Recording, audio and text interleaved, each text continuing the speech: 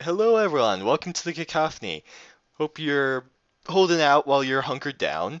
I'm Jelo, and with me I got. No, Jared.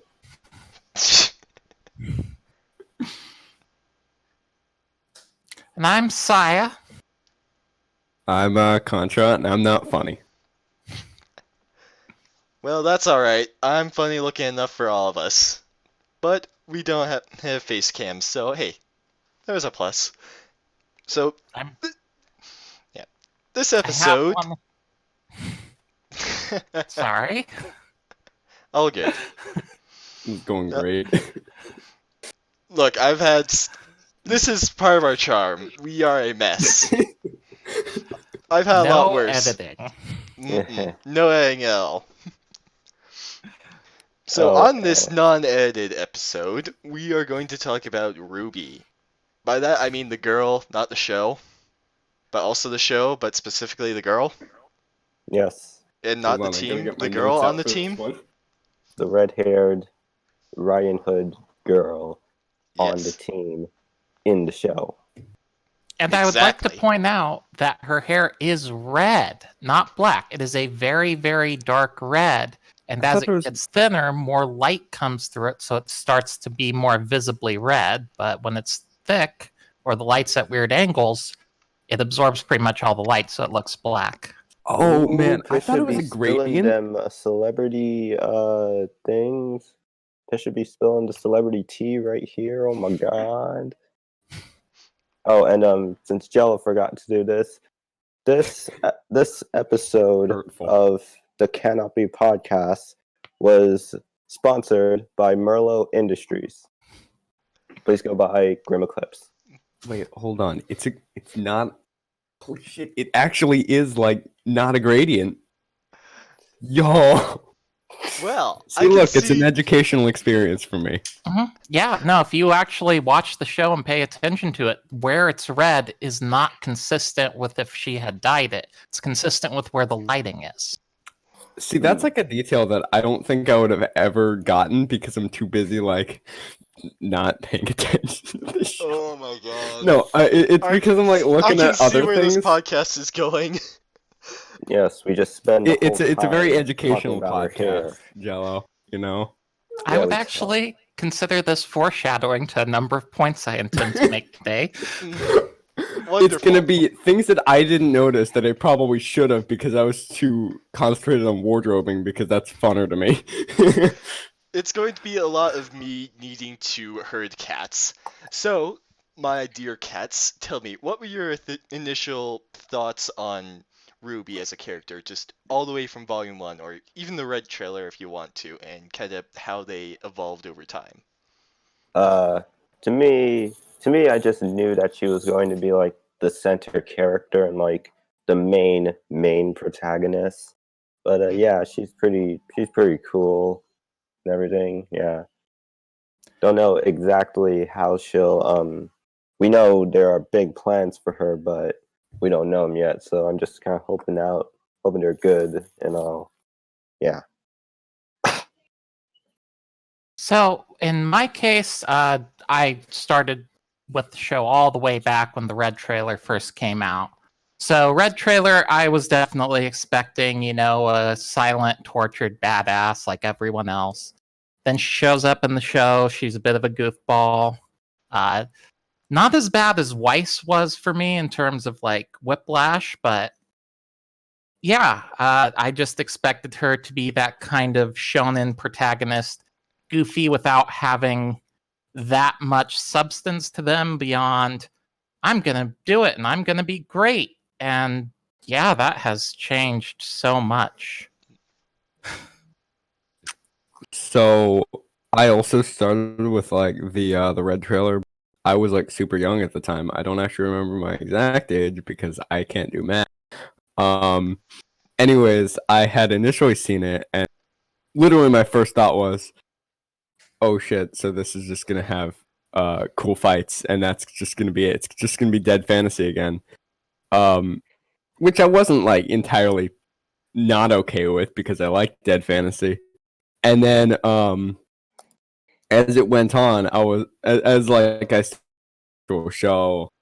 I think my expectations weren't like immediately changing, but they were very gradually going to. Oh wait, this is like an actual character with because apparently Rooster Teeth does that now. And so then I started to like take the character a lot more seriously. If you know what I mean, like I started to think, oh wait, this is like a real character with like feelings and stuff. I should probably like think about this more. And then it just sort of went from there. All right. To be fair, Rooster Teeth has always done that. Like, They you always start have. out, you think they're joking, and then everything evolves into big, serious reasons behind everything in Red versus Blue. And Yeah. That's what I was sort of getting at. Like I always kind of those points where I was like, okay, they're just gonna chill for a second. Anyways, they did not chill for a second. Now, I gotta say for myself, I was not very invested in the show at all. In the beginning, it really was just I was really there for the fights. That was about it. And because of that, my thoughts on Ruby are kind of I don't know. At the time, I didn't quite like her exactly, but I didn't dislike her. It was just kind of she was there, she did stuff, she was the the face of the show. Over the time though, I've grown to really like her a lot more, especially starting in Volume 6. I think that also is the general perception of the fandom. 4 and 5, she kind of fell down due to a few things, not being very proactive, I guess. But getting that back in Volume 6, that has really helped her. Cool. And I'm just gonna say this now. I have never watched Red versus Blue. I'm sorry. Nah, it's no big deal. Eh. Anyways, I was gonna make a similar point about the whole being into the show for the fights, and then just sort of, you know, Mhm. I remember exactly when I realized that I wanted to follow the show a lot more, which is right on I forget the episode, but where they got where Ruby got the scythe around the Nevermore's neck and just sort of just ran up the mountain. And that was the point where I was like, oh, they're just gonna go balls to the wall on this one. I'm just gonna be along for the ride. Yeah, I can work with this. And then, yeah, I mean, they didn't do that, but I was like, okay, well, I can live with this too. I can live with having a plot with characters.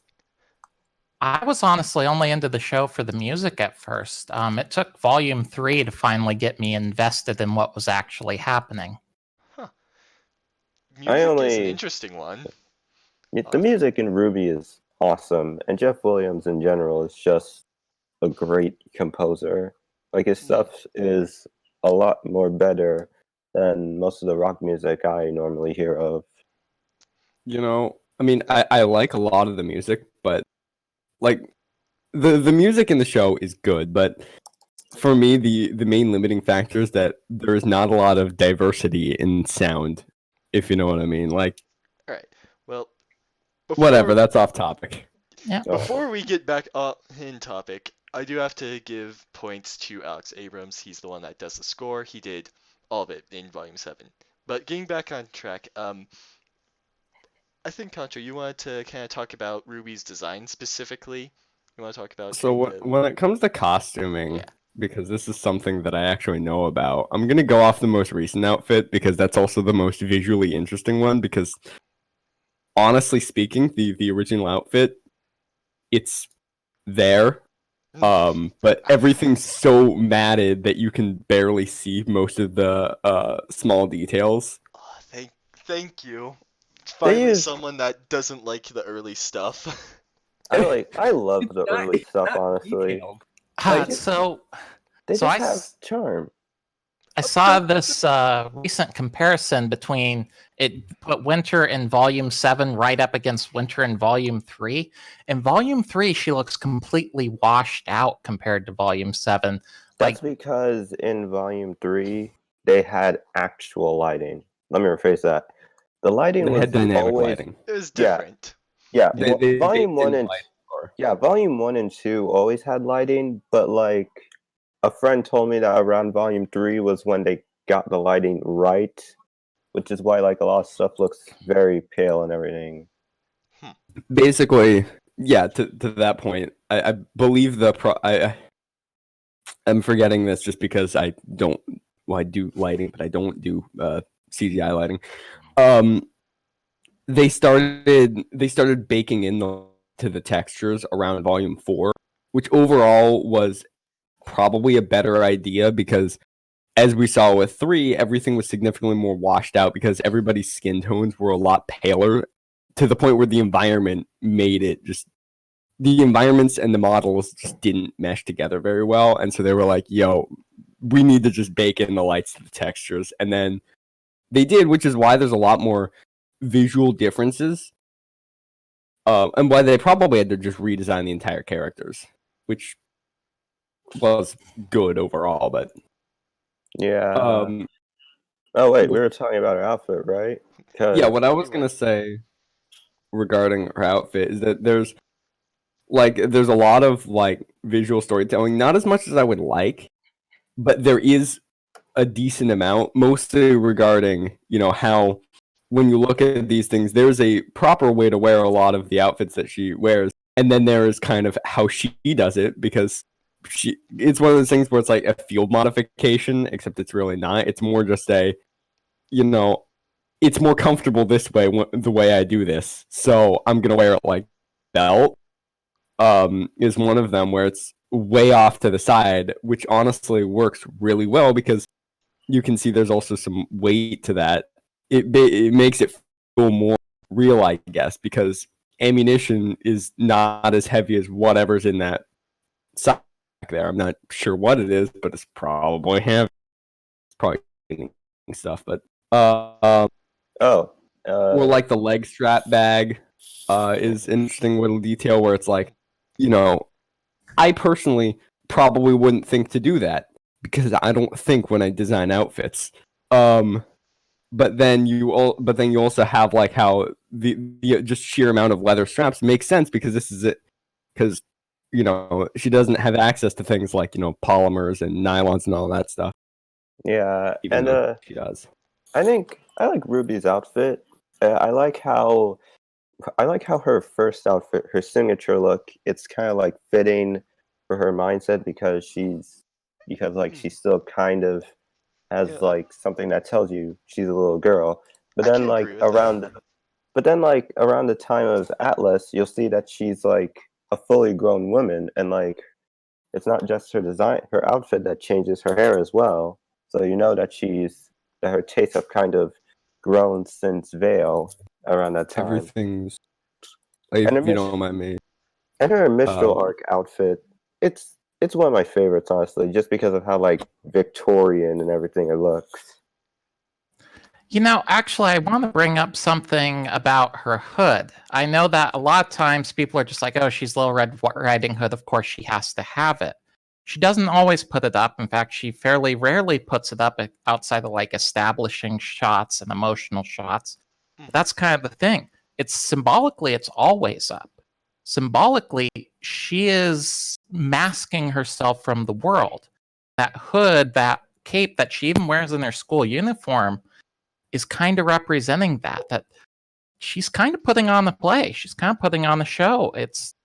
Ruby is a subtle character, and it flies over so many people's heads.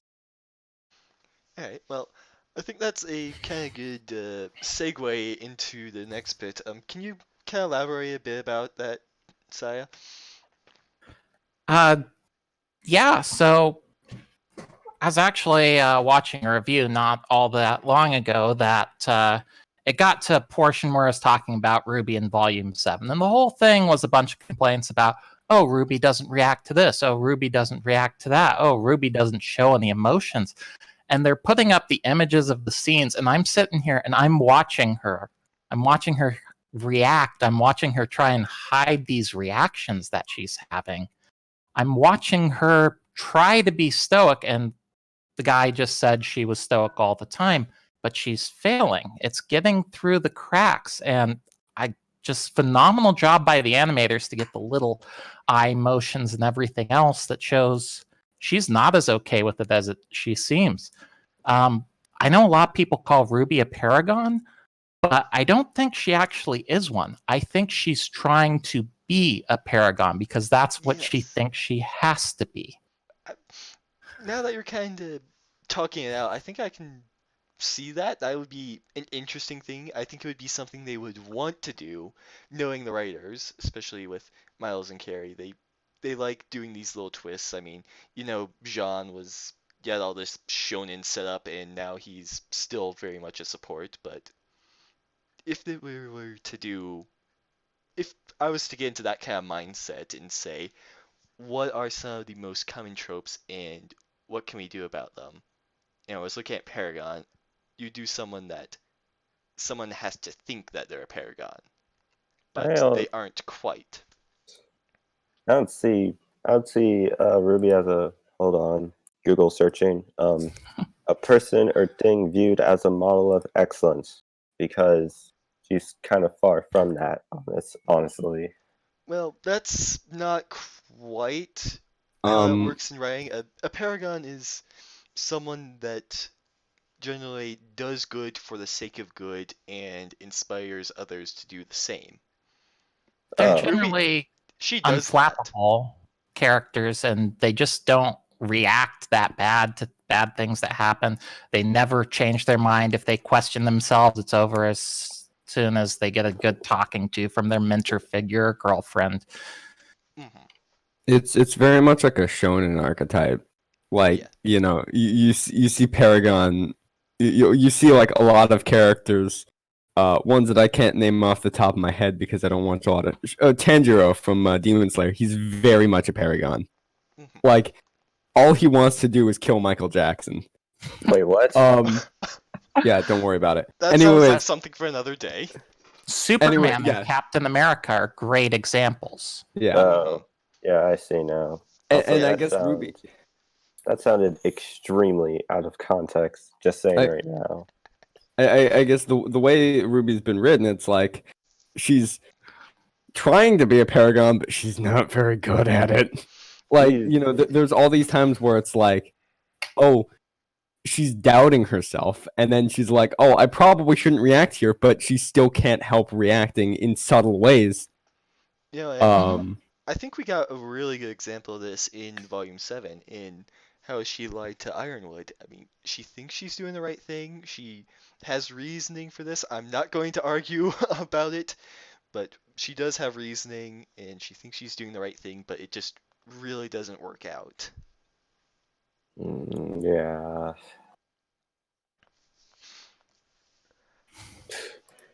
Yeah, that kind of.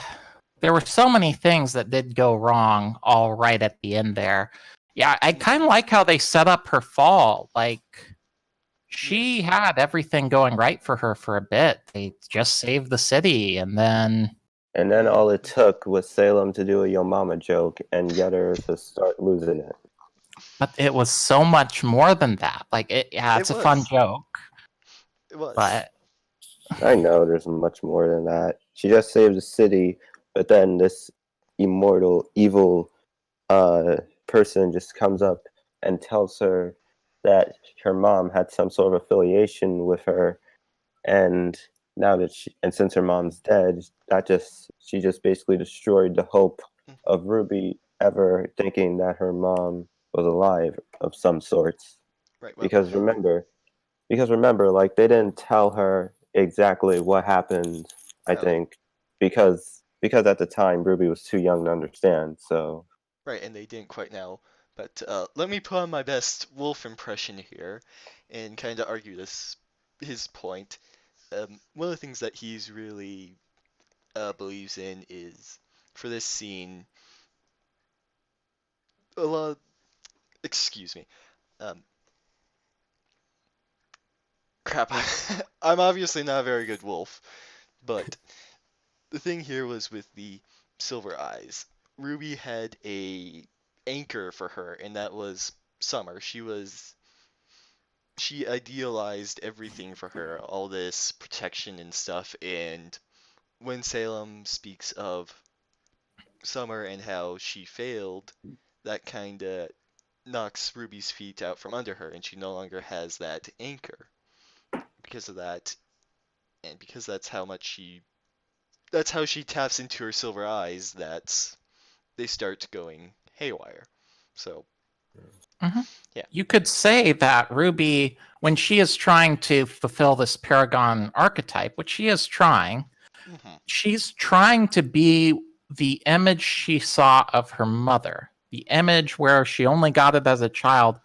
It's more perfect than real life could ever be. This is reality coming crashing down on her, showing her that just following what she believes her mother did might not be enough. Hmm. And I think like that's one of the reasons. Yeah, and that's also why Raven like just let Cinder blast her during the Battle of Haven because she sounded like a carbon copy of her mother, which sort of threw Raven off. Mm. Yeah, because Raven saw it fail. Maybe Yeah, Raven believed in Summer at one point. That is a very Obviously, good she point. left before Summer died, but And then like my theory is that like Raven and Summer were the ones who went after Salem and just like and maybe Raven saw what happened to Summer with Salem and that like kind of changed her into a different person because I don't remember which character said it.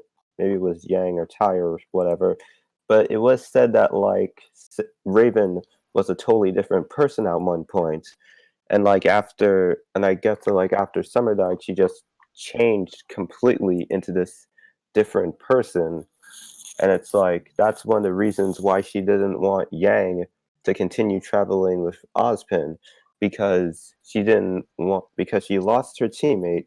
She didn't want to lose her daughter. it's an interesting idea, but it's about 4 to 8 years off the point Off, because yeah. she left well before anything happened to Summer. Well, Yeah, yeah. Well, but what I think is it's more like she just watched her house of cards at least in some minuscule way get eroded, and now it's like, oh, it's gone. You know what I mean? Like, apparently she did marry Ty. It wasn't just, they hooked up and there was a kid and she was like, this is your problem now. No. They got married and then something happened that made her flee. And I think we'll hear a lot more about that, but that's going to be something for Yang to deal with, not Ruby. Right. And so we kind of touched on it a little bit back there, but are there any more kind of thoughts about Silver Eyes? It's Silver Eyes is like a cool uh ex machina plot device of sorts. I guess it's a cool story device, yeah. It's But evolved over time. Yeah, the first use is almost literally a Deus Ex Machina because Yeah. it is God Almost, yeah. power. Yeah, They've just about. Yeah, they've and then adjusted they it now. then they no were like, longer. yo, we need to balance this hard. But yeah, it's an interesting evolving plot point, and if the show completely ended today and you had to pass judgment now, I probably wouldn't look at it too favorably, but I think they've got a lot more going on with it, so I'm going to withhold that judgment. Yeah, I feel like they're cooking it up. Probably they're like, gonna do something with it where it does something crazy again, but I think they're gonna do it in a way where it's like, oh, this isn't stupid. This is like something that makes sense. It's not just, yeah, you're gonna die, so we're just gonna make you not because we got more seasons to make. It's gonna be, something that's actually emotionally significant for Ruby, like as a character. To me, it's like Silver Eyes is cool, but like what I would want to see done with it more in the show is like to see more people who have it. Like because as of now, the only people we know who we're aware of had the Silver Eyes is Ozpin's children from his many lives. Raven, no. Summer, Maria, Maria, and Ruby. And it's like I kind of want to see some, yeah, and I kind of want to see some like more male Silver-Eyed Warriors too, because it's not just a more dominant thing that women have, right? Actually, did they mention anything about like it being gendered?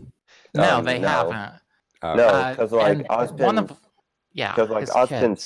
one of Ozpin's kids from his other lives had it, and Maria's father is implied to have had it. So What I'd kind of like to see out of it is in the immediate, well, maybe not immediate future, but you get the idea, is I kind of want to see the whole, mm, you know, wherein Salem went and kind of freaked Ruby out and the eyes were acting up. I kind of want to see that questioned, and I'm wondering if Maria has some ideas on that. I kind They I do think not ask enough questions about the Silver Eyes. I know it's an issue of time to show everything and that they wanted to do more and do it sooner, of. but they don't ask enough questions. Yeah, there's a certain bit where it's like, how were you not spending like every single waking moment being like, what even is this, dude? You because know? our characters have bigger problems right now more than ever. Yeah, but now would be the time where I'm like, yo, you know how to use this. How do I use it? I think I think to kind of answer that question is because, like, first of all, the scene with Salem, right? Salem says a yo mama joke to Ruby. Ruby starts having these sort of nightmarish daydreams about her mother, which is her just like standing on a cliff looking disappointed, and then her silver eyes start flickering out. I think that since Ruby's mom was the main go-to for her silver eyes to activate, from what we've seen, and since Salem just basically mentioned that she had some sort of affiliation with her or like relevance to her, Ruby just kind of like Ruby's silver eye function just kind of like stopped. And I guess that means like when a silver eye warrior possesses like when someone has the silver eyes, they kind of have like this thing that's the main thing that makes the silver eyes activate. And for Ruby, it was her mother, and I think Ruby may be like an exception in this. So Well, I don't know. yeah, it's an interesting parallel between the shots that they showed all the way back at the end of Volume 6, I where tried. it's the bright, shiny, hopeful image of summer, and then they show more or less the same shot, except she's sad and the colors are gloomy, etc., when they're doing the Salem scene. That's absolutely intentional that she drew on Summer for support with the silver eyes. Mhm. Yeah, I and I personally have to, think yeah, personally I have to imagine that it's going to shift over to her friends and all that. As Mhm. in, like, her friends are gonna be what activate it? Because Uh, yeah, that sounds about right. yeah.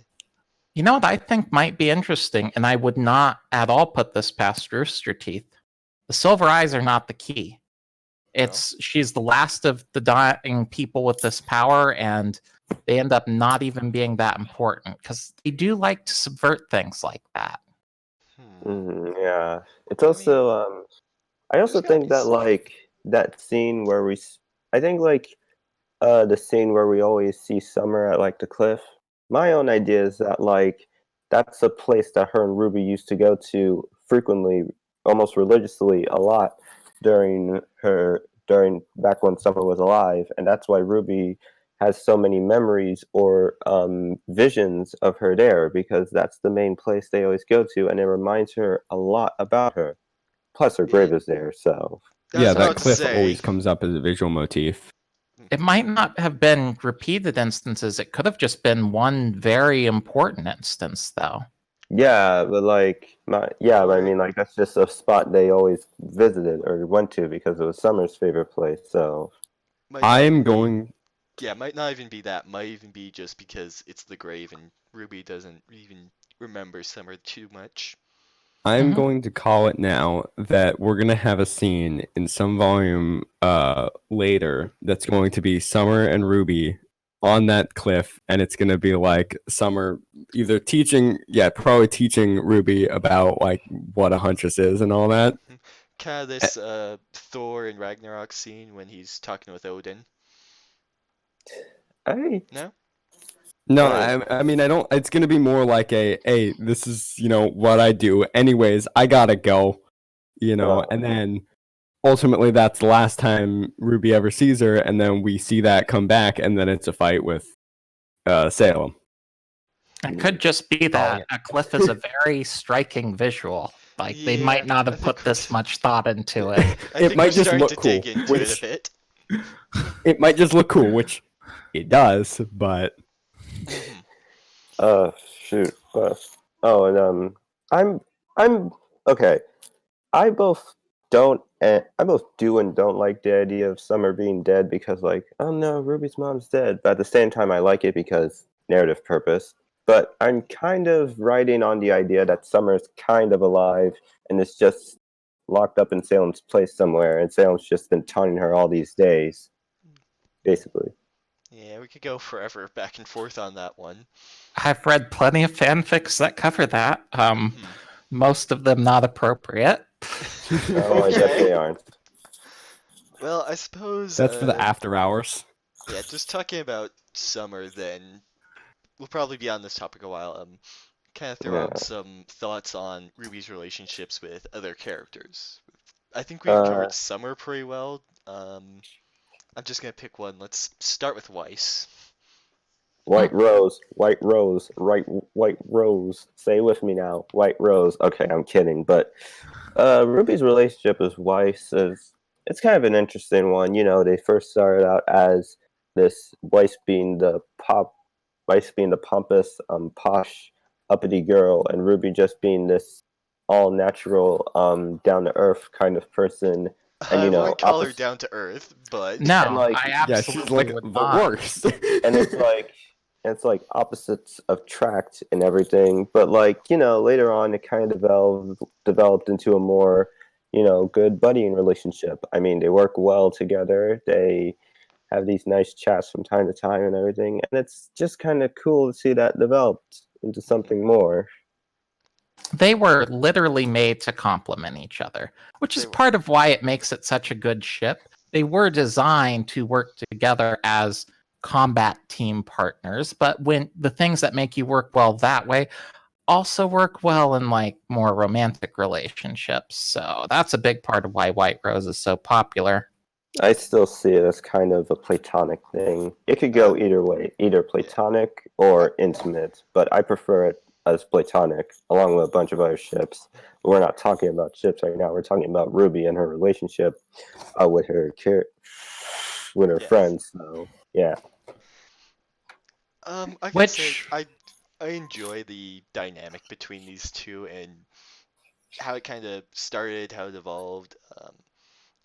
I I really liked how they clashed, and I don't know where I'm going with this, but it why really does makes the everyone forget that Ruby and Weiss clashed like that? That Ruby was snarky and kind of rude at times, and At times.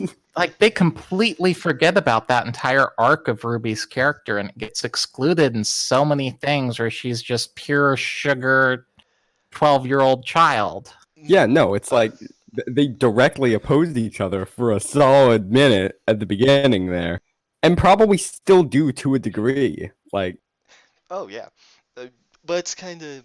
I was gonna talk about this in one of the later subjects that I had written down for this, but it's really something that's interesting, I suppose you can say, to see from the community, in that they just kind of pave over a lot of these nuances of Ruby. I'm not sure if it's they want to fit her into a box because it's easier, or they dislike some parts. But personally, I feel like that really just kind of bleeds out her character and makes it too one-dimensional. It's In a particular, disservice to her character. Yeah.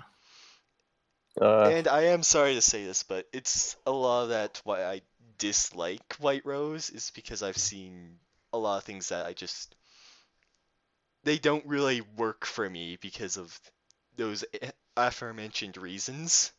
Yeah, because they make it into this version of Weiss is just a basic tsundere and Ruby is a 12-year-old. And I hate that depiction as much as I love the ship. That depiction kills me. I hate it. because it's so flanderized. It's like, oh, cool, they have one quality. Like, come on, man.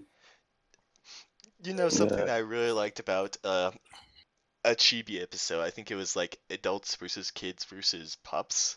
I just love how they took a shot at making the characters one-dimensional, and the one for Ruby was making her 5. Mm. Yeah, So for some of you that's writers out there, just kind of remember that and try to do some nuance there. yeah. Ruby is 15 at the start of the show, not 12, not 5. But she still is kind of like this girl who has Oh yeah, somewhat naive perceptions of the world. So oh, yeah. Don't get Well, me wrong, I but it's like I said, nuance.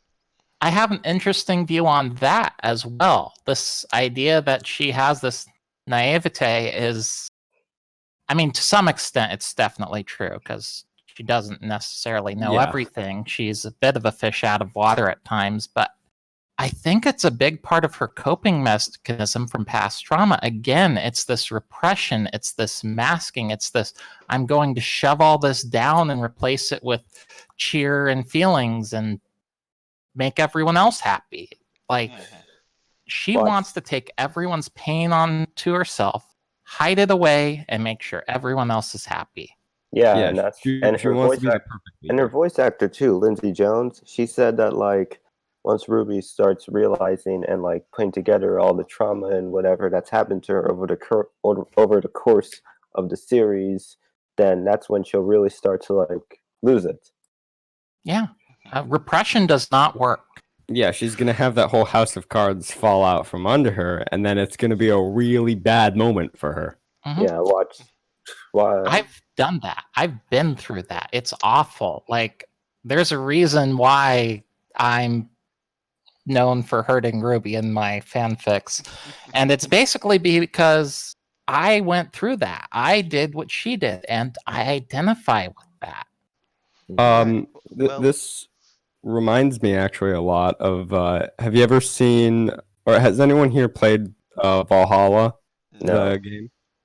I thought you So were gonna say Steven Universe for a second. I was hope like, I hope nobody's planning to do it because this delves absolutely into spoiler territory late in the game.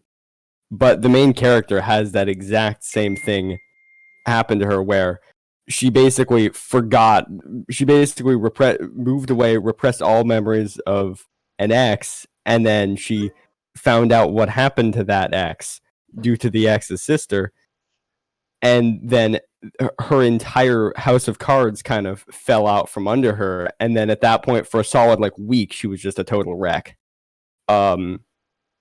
And so it's probably going to be in a very similar manner to that. alright. Well, we talked a lot about Ruby facing something where she can no longer push back all these things that have happened to her. But let's talk about something of the aftermath. Please excuse the dog. He's going to be a pain. Um, Can we have a splash screen of like the dog just chilling? we could. We'll see if I can do anything about that. But no, a lot of times people will say Ruby needs to experience this and become edgelord. I'll just I'll just say that. Oh, no, Just don't start make listening to Ruby Linkin that. Park. I mean, they won't. They obviously don't say that, but they say that Imply she's it heavily. bad. Yeah. They probably don't even realize it, but the point is that she goes, she has this experience, and she comes out for it a lot different. So I think I know your answer, but thoughts on that? Yeah, no, I hate the Ruby becomes an edgelord thing because, again, that's not how these traumas work. Like, that's something Rooster Teeth has done amazingly well so far, is they've shown trauma and not just in the tropey ways that you see in other shows. They've shown mental health issues, and they've done them in a realistic fashion. You don't see a lot of people who have actually been that far down, that low in life, to actually, become these sorts of edgelordy type folks. It's when you're that down on yourself. I guess edgelordiness is kind of a the world sucks. Whereas these sorts of mental health issues that we're actually looking into discussing, that's more of the person feeling like, I'm the one who sucks. I'm the one who failed. It's my responsibility. It's a difference between Ruby and Adam. Yeah, it's one of those things where it's like, but the thing is, Adam, like, he hasn't dealt with those trauma. Like, he has dealt with like getting abused in a mine, but he hasn't dealt with the traumas that Ruby has. At least not beat for beat. And so it's like they're gonna turn out in way different ways. Where Adam dealt with more external stuff, and Ruby dealt with internal stuff, and we see how that's reflected, Mhm. which is really cool of them.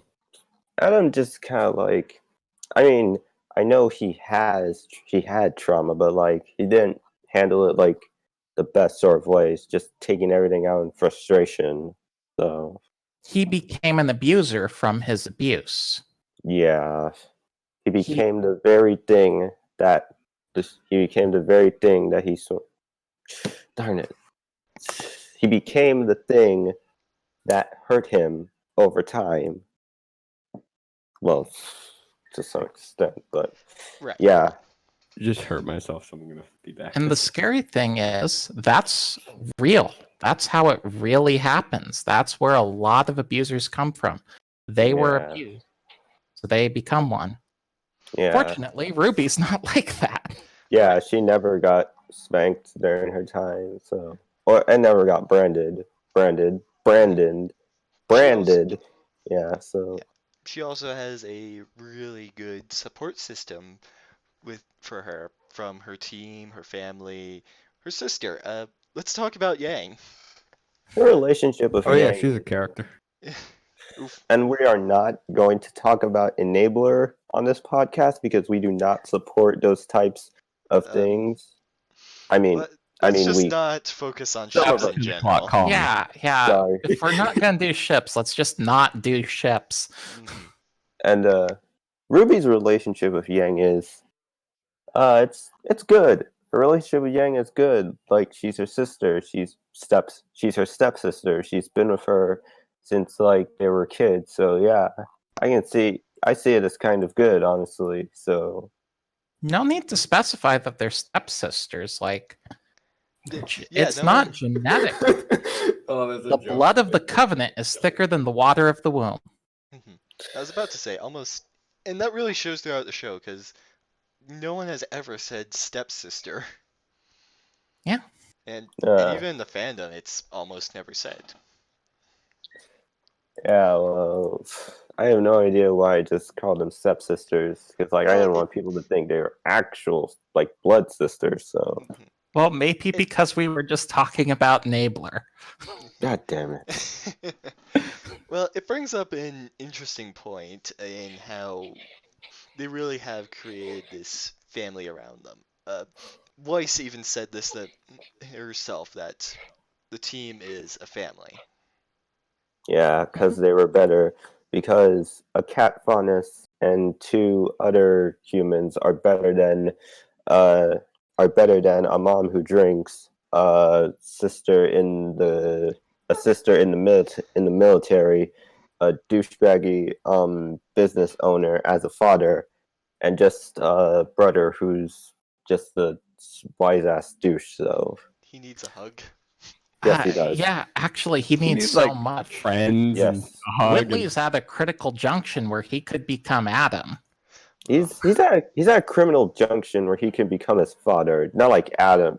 He that depends on how he becomes Bougie Adam. Adam. What are you talking about? Yep, Because What I'm- he can, What I mean is he could perpetuate that cycle of abuse. But since Jacques is going to prison, he probably just escaped that. And hopefully he doesn't take the Hopefully. wrong lessons from that. Mhm. He I mean, he might that- get redeemed. I hope he does. but that all depends on if Whitley himself if Jock ever laid a hand on Whitley, because no, it said a lot that he. No. Physical No. abuse is not the only type, and No, Yeah. the not- whole not Schnee just family that. is subjected to it. Let me rephrase Mhm. that. That all depends on whether or not Whitley received any sort of abuse from his father, like the way Jock handled the girls. Oh, he 100% did. Seeing how Whitley has turned out into being rather manipulative, yeah, I will agree with that. Yeah, it seemed like Whitley was being groomed to be like the person who takes up that throne, even He was the though backup Weiss was backup. supposed. Well, not even that. I think it was like Weiss was, sort of there, but as like as Weiss moved away and then started like, I don't know, thinking for herself, Jacques just wanted the crisis mode. It was like, all right, crash course in learning how to run a company and being a terrible person. Let's go. And then as a result, over the like, I assume that if we ever see a prequel series to Ruby, Whitley's going to be like not great, but he's not going to be like the worst. And then it was probably because it was one of just the ramifications of Wise's actions of thinking for herself and getting out of her own situation that Whitley unfortunately got subjected to it. Oh, Just sort of as a default. There's this really good thing, speaking of subtle things the show does, in Volume 7 at the party scene. Whitley's not there to try and stop Weiss from doing anything. He's talking to her like that because he misses his sister. Because she was probably the only person in the family who actually showed him any level of love. Yeah. As much as I love Whitley, let's bring this back to Ruby. Yes, we can talk about him later. Yes, we could. I got a character for Ruby's relationship. Team Crime, most specifically Emerald and Mercury. Oh, that's an That's what interesting they're one. calling I it now? wouldn't have thought of that.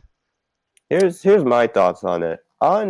During around like Volume 2, Ruby just kind of filled in the trope of like the character Ruby. The whole relationship between Ruby and Cream, however you say it, during Cinder's faction. Let's just go during Cinder and her minions. I believe Cinder and her officially they were minion. called Crimson to the school. Crimson. Okay, like so the thing with Ruby and Crimson during Volume 2 was like basically just the main character doesn't know the main protagonist. The main protagonist doesn't know that the main antagonist is up to some evil shit cliche. And it's like Ruby, 100% filled in that trope, and I bet a lot of other people did too. And it's like Yeah. I think Ruby was very happy, ecstatic actually about seeing Emerald. That's what I think, because she just gets so easily flustered with her during their talks, from what it seems. Sounds pretty gay. Yeah. Yeah. As much as I love Emerald and Mercury, I don't really have too much to say on this subject. Yeah, I don't know enough about the characters to like pass not a judgment, because I have plenty of opinions on them. Good opinions, however. I don't have very many of those regarding these two. Yeah, there wasn't a relationship there so much as Interactions. plot was advanced. I thought it was more like a working relationship. It's kind of like if you ever like you talk to your coworkers every day and you talk to them in a friendly way, but you will never talk to them outside of work. And if you ever see them outside of work, you will outwardly avoid them. Not because you don't like each other, but because you keep your relationship more of a working relationship. Well, that's definitely true from Emerald's side. Ruby, I think she was that coworker who thought you were friends, and you did not see that in the same way. Yeah. I also think that like her relationship with Mercury, and since y'all know I love talking about that guy, is like during like the before Fall of Beacon stuff, I guess she was kind of okay with him. But then like during that, after that and during that, she just hated him, especially when he stopped her from trying to prevent a match between Penny and Pyrrha, and just kicked her weapon out of her hand during Haven. So, and then she headbutted him. Yay! Yeah, don't remind us. You use an interesting turn of phrase there to say that she hated him. I don't think he's the one she hated for that. Again, going back to that internalization, I think she kind of hated herself for failing to see through it, for failing to stop him, even though it's completely not her fault. It's It's arguably kind even of out of her her. control, but she's still just internalizing that hard. Mhm. Bro tip, don't do that. Yeah, no. Yeah. Well, I don't mean hate, but I just mean like dislike him a lot. There's an antagonistic relationship there, to be sure. Mm-hmm. speaking of kind of internalizing stuff, do we want to talk a little bit about Crow and Ruby? Crow and Oh, Ruby's relationship dynamic is the old guy who's the mentor to someone who could do their stuff like way better than them after like a lot of years of training. That being Crow and Ruby doing the whole scythe thing. Well, there's that, but I think also there's this interesting level. What Ruby tries to do for everyone else, Crow is trying to do for Ruby. Of course, he already had this big breakdown in Volume 6, but Right, he was trying to be the paragon for her and take her worries off her shoulders. yeah. I kind of want to And talk we a little can bit about that and how I like that the mentor got an interesting arc there, and it really kind of flipped around. Um, Before then, Crow had been, the mentor and the one that everyone looked up to other than Ozpin. He was just a cool uncle. Uncle. Well, it's more than that. He was the adult. He was the one that had been in this for years and years and years. He was this badass that was able to stand up to Tyrion when everyone else got their asses handed to them. He is very much, he have the same whole Paragon thing. Um, a little bit of a tangent hint is there's a lot of characters in Ruby wherein their musical themes they will reflect each other's of their families. Weiss and Winterall have it. Yang and Raven have it. Ruby and Crow also have it. but I think they have it in like there's it's a weird potentially there's the future of each character within their family, Yeah. which is depressing as fuck. By the Yeah, way, that's but also a but it's also like a way to show hey, these people are going to evolve in ways that we don't expect them to, because I feel like at some point we're going to see a view of Crow where he was a happy dude, mhm. and then we're going to see him now and he's not that. He Or hates he could. himself. Yeah, he does not like what happens to everybody he loves because of him. Mhm. He It's like believes it's because of him, yeah, but Right, he and thinks it's because of him, and arguably you could say the bad luck has a part in it, but I don't think that it's all of it. mhm. Yeah. And you can no. see a little bit in that reflection within Ruby. Mm. Mhm. We talked a Oh. bit about how Ruby takes stuff on herself, blames herself. Crow does the same thing. It really creates this Hopefully, interesting foil. That's the word. I can't believe I mhm. had forgotten. hopefully Oh, and, Ruby doesn't pick up the alcoholism. and Crow is not Ruby's father. Just saying that right Yes, now. yes, we know this. Crow is Ruby's mother. Wait, Oh, what? Hold on. Ah, This Psiah. ruins my note sheet. I gotta change this around. Okay. Oh, that doesn't change that much actually. So look at that. oh God. All right. Well, let's do this. We'll do one more character to talk about with Ruby, then move on to our last point. Uh, I I am so gonna regret saying this, but Jaundice.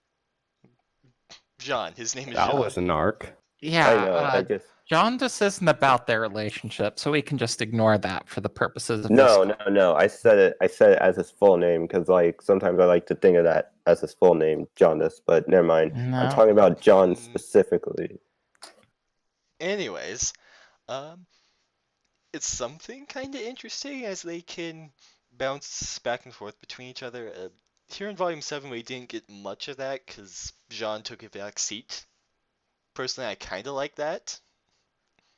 Because he is a secondary character. He should He be is treated as a secondary character. Well, he yes, but this is time and he always has was been a supporting character. Yeah.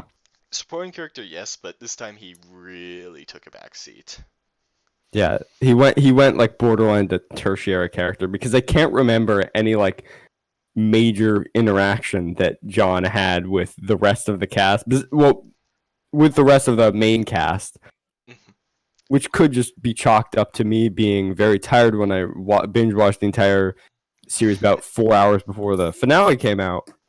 But yeah, I just can't remember at any point in time when there was any extended conversation between everyone.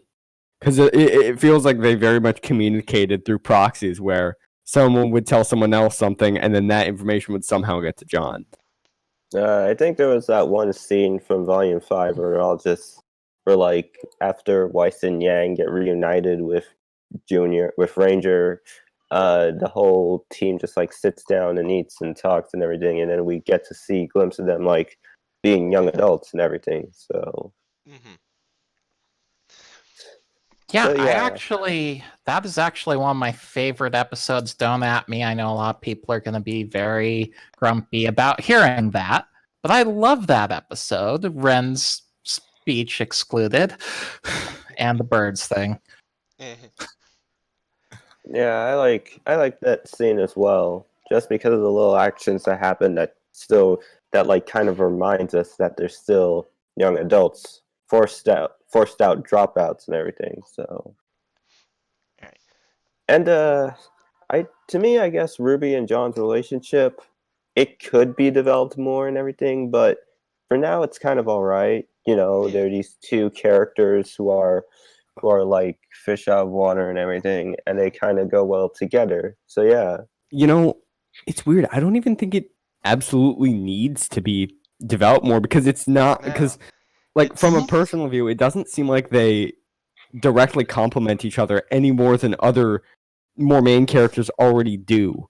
I You know? I disagree with that personally. I think they work very well as this adorable pair. Yeah, And yeah. again, not anything with shipping. I think they can just bounce off each other and just having fun. They're called Lancaster. dorks. They are fun characters, but I think one of the big things that we haven't mentioned is they work really well together as a strategist and a tactician. Mhm. Ruby's kind of an engineer. She comes up with big strategies, she comes up with plans, big picture sort of stuff that you can just pull out and you have a toolkit to use. Whereas John is really good at in the moment tactics, pull out something out of whatever you have His lying ass. around. Yeah, he's a And very good something. tactician, weirdly enough. Like, Mhm. That in is terms of supposed to be. leadership, Yeah. by their powers combined, they are a perfect leader. Yes. I kind of like to see. Now that you say it, I would like to see them have just a planning session. I think that could go really well in Volume 8. Well, that's Yeah, Ruby's thing, not so much or like some John's. level of having it being somewhat disjointed where, you know, plan gets made and then plan makes first contact and then John takes over and he's like, yo, we have problems and I'm about to make a solution here. We Yeah. almost got a little bit of that with the dinner at the Schnees thing. Right. They Sure. almost set it up like a heist, and then pressed for time, we didn't get that much of it. But think of how fun it would be if we had like a 3-episode Mission Impossible arc going on here. Oh, Like Oh. going through like the That is a story planning ready and then to be like the written. execution and then like the escape. Oh, that'd be so sick. Yeah. Yeah. And then it's just a whole 3-part thing centered around stealing the tape at Weiss's house. Weiss leaves Atlas only to go back to it, and now she has to literally break into her own home. That's so extra. Mhm. This is why I feel like I just Volume used the front 7 door. should have been 2 volumes because you could have expanded on all those little things they left open. I really agree with that one. But That's just something that let's I've seen a lot. Is let's keep this rolling along to our last thing. Ruby and fanfiction. The Crow's Nest is a fanfiction server, even though we do a bunch of other crap. yeah, let's that kinda other start part with- where I just write my own stuff. Oh hell, I don't even Write read your own fanfic. heist scene. Yeah, I exactly. do write my own heist scenes. They're cash. Usually end badly, but you know. Cash. Let's kind of start with some of the bad things that we generally see from Ruby, and then we'll go into Ooh, good stuff. I have one. I have one. Ultra Edgelord Ruby. I've seen it like a good solid 4 times where it's like really crazy. But man, is it just... There was one, I can't even remember the name now because I read it No probably names. back in like 2014. They just went balls to the wall and power scaling, you know? And you know, even me, somebody who's like bad at writing was like, this is not great. Like, I don't remember these characters being like this. Mhm. See, I'm just imagining the show being Dragon Ball Z, but with a whole lot more estrogen. Oh, Pretty good much. lord. I'm just imagining the shouting. Standing, screaming at each other from 5 feet apart. Good times. Good times. Charging up moves for like multiple chapters. But yeah, in addition to Edgelord Ruby, we've also talked about the little cherub 5-year-old Ruby. Mhm. Like, you have these extremes of her character, Eh. and neither of them are true to her character, but they're both fairly common. Like I said before, I think it's kind of trying to make Ruby fit into something that people want. And I'm not saying that Ruby as a show has the best writing out there, but it's certainly better than that one-dimensional character. It just Ruby's the way how I see Ruby's writing is you get an idea and you just place that into the show. But before you place that into the show, you have to think, does this fit? Or you can just place it in the show and be like, we'll figure something out on how to make this fit later on. Because that's otherwise known as rule of cool, which I know we've discussed about most of the time previously in the chats. And it's like, that it works, I guess. As long as Ruby keeps following that rule, it works. I mean, See, Monty did, so. that's an interesting point to get brought up here because I think what a lot of people come in expecting is they expect the show to be this huge architected thing that was all laid out beforehand, but this isn't an architect type of writing. This is garden type of writing. Monty literally just had a dream about 4 girls who were fairy tales, and he pitched that to Bernie, and that's how Ruby was made. One of the greatest backstories ever told. Yeah, plan what plan? They're just growing things in their garden, having fun with it. Yeah, Yeah. they're kind of just like, and I kind of respect that because it's just like, hey, we'll figure this whole like story thing out later. I want to see cool things first. For some people, that's the only way they can do it. I tried to be an architect type writer and I failed. I could not write a thing.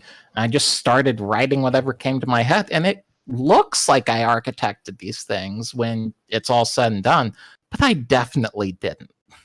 Yeah. I'd say besides like the on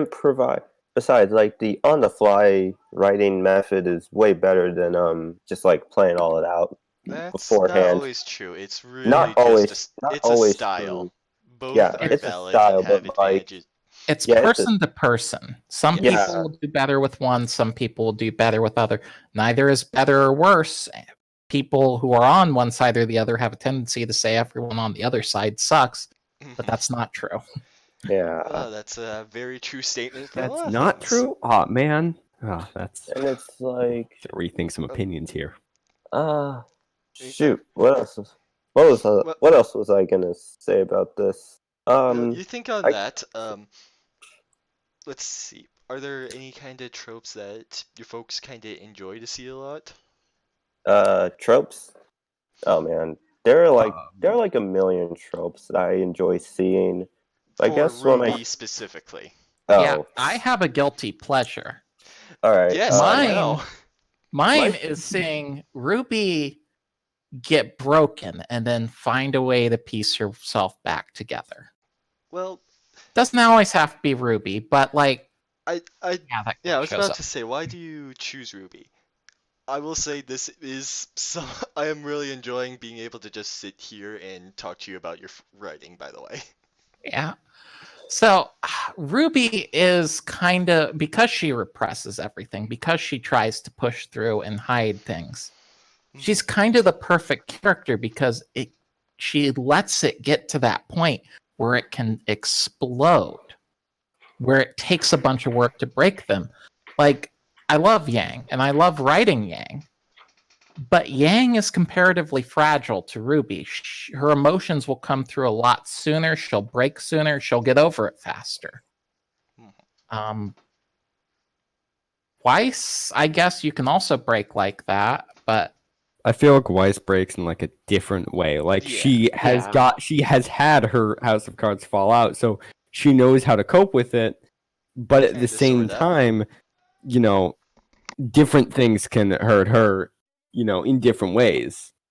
I feel like Weiss breaks in a way that puts her into a mask, whereas Ruby wears a mask by default, and that mask breaks. Which isn't to say Weiss doesn't already wear a mask. It's kind of gone away now that she has a real family who cares about her. But if she gets hurt that bad, I see her just kind of clamming up and throwing herself into things. Yep. Um, I gotta say, I have something of a different approach to writing Ruby. I kind of focus a lot more on, I guess, what she does and trying to do why she does it. I suppose I guess I haven't really touched too much on her hiding things. It's been more her exploring things and getting into new things. And Which now is that yeah, it's go ahead. probably a good approach for most people. Mm. So when I'm talking about having Ruby break like this, I have firsthand experience with this. I've been through this and I've helped other people through it. Hugs for There's a Psiah. lot of little subtleties there that if you haven't gone through something like that, it's really hard to get. It's really hard to get right. So it's not necessarily the best place to go in exploring her character. It's a learn by doing sort of thing, where doing it isn't the optimal. If I had my No. way, no one would ever know how to deal with that because it would never happen to anybody. Right. Virtual hugs for Psiah. Virtual hugs. The only safe ones right now. Shoot. The I 6 can't feet apart really. ones. To me, I can't really say much on Ruby and fan fiction because I don't write any. I've tried writing my own stuff, and I just mostly forget about it later on. But I guess It's one of the things of Ruby and like I guess small pictures or whatever is just like it's like when she goes like is when she's a complete contrast of her happy-go-lucky self that most people see her as. Like those pictures. I mean, Yeah, we images check. from C. Luarsis where it's like Ruby, but she's like totally edgy or something, or it's just like main depressed. So Oh, that's for one, that artist is something else. Yeah, Not he's to be said here. interesting. Yeah. Not to be said here. But something that kind of came to me as I was talking about how I kind of looked at her is Ruby does good for the sake of good, and I think a lot of the times that's the reason that she's used in a way that's kind of twisted because she's kind of easy to get into the head of, I believe. Or Yeah, she's people can very easily take advantage of her because of how she is, because of how good Right. she is. yeah, next And to also because of how subtle her characterization is, because if it's subtle, you Right. can just ignore it, right? exactly. Ruby, when you look at it that way, Ruby is very open to interpretation. Next to Jean, I'd say she would be the most open to. Yeah, the most open. I would argue she's more open to it than John from a strictly, are people really going to notice that you're pulling this crap thing? It's just that Jean is, people don't care if you get his character wrong. Jean don't like runs care under the about radar his to people too much. They already expect him to be the default shonen protagonist, so if you write that, no one cares. Yeah.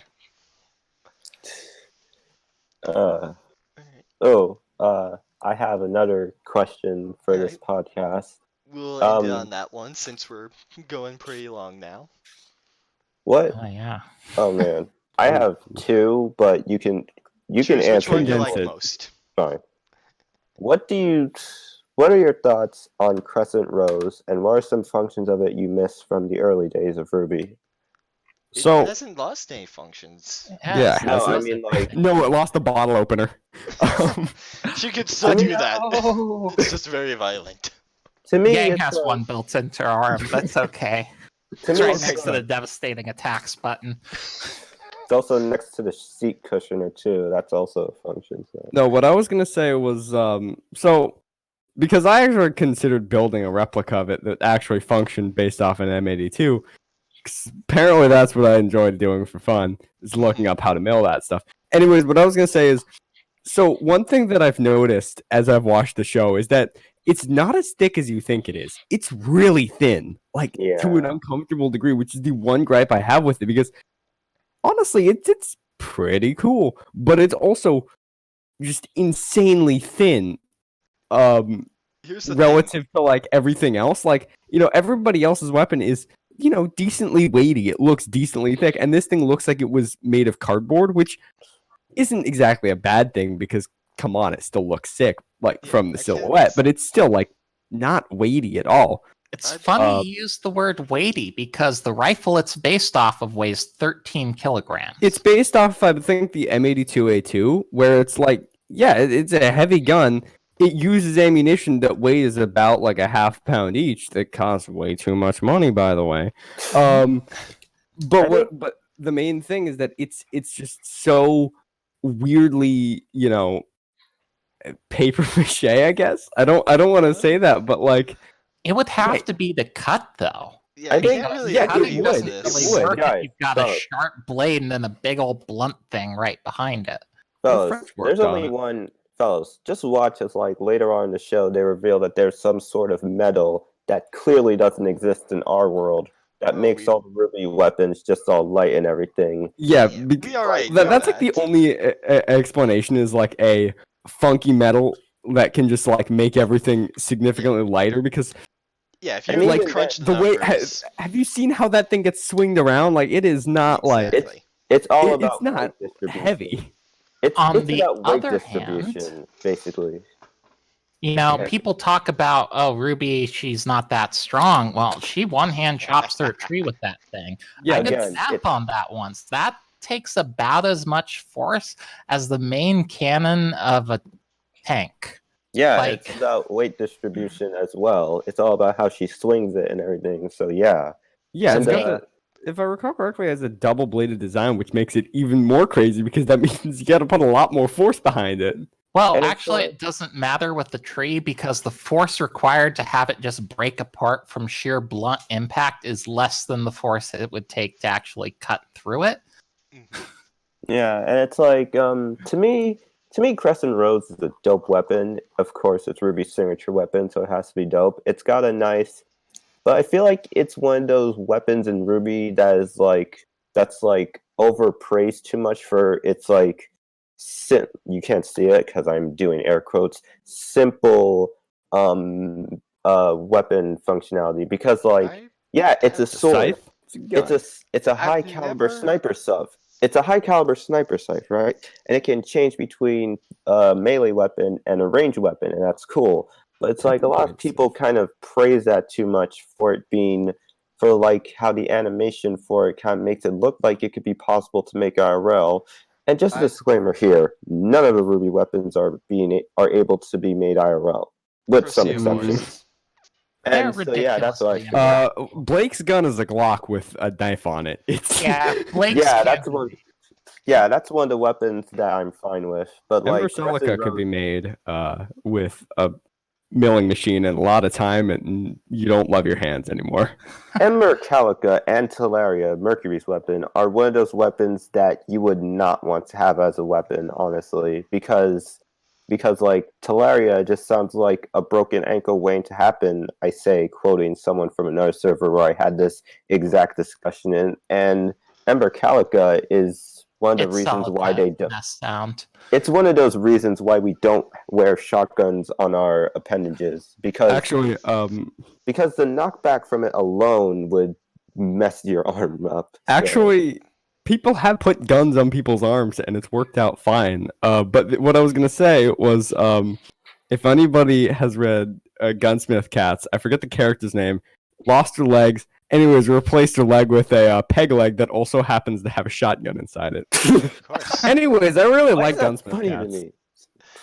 You can Well- you can strap guns to your arms. You'd have to be very, very strong to strap a gun that can lift you off the ground to your arm. Yes. Which might be, these weapons are all super duper heavy and they're just that strong because aura. They're Yeah, just that strong because And- they gotta get swole. and it's You like, see a gym and it's just like, 400 pounds to the minimum. and it's Strong girls are hot. hell yeah. Yeah. And to me also Strong like, boys though. and to me also it's like one of the main functions of Crescent Rose I missed is like the war scythe mode, like when the blade part just like bends Yeah. to a certain degree. Like I Still don't use like, that though. That's yeah, still but there. like, It's Oh. used sparingly though, because I think there's a certain level of it's not very practical in a lot of situations. So it's significantly easier just to have it in the scythe thing where, Well, see, Yeah, that's the because- thing. In real fighting, the scythe mode is ridiculously impractical. How do you Oh, get yeah. that blade on target? you yeah. don't. You swing wildly and eventually it'll hit something. Might be except yours, you'd might hit not the- be yours. You'd hit with the blunt side because it's not sharp on the outside. Yeah, it isn't. It's one thing that's really weird is the little heel spur that it has on it, because I cannot for the life of me think of a use for it besides being dangerous to the user. Like, Yeah. it looks cool. Yeah, I think Yeah. that's But- pretty much it. And I also like the gun part of Crescent Rose too. That has a nice design to it. So Just like that you made can- me too. Yeah, because like you can see some of, yeah, it's good. And Lorraine Barrett, greatest man on earth. and yeah, I think to me when it comes to like Crescent Rose and how much it weighs and everything, and people say, "Oh, Ruby can't." Crescent Rose is kind of impractical or whatever. To me, I just simply say weight distribution, and that's It's- it. Like I'm not saying y'all are wrong or anything, but I would Keep in just say mind. it is, but who cares?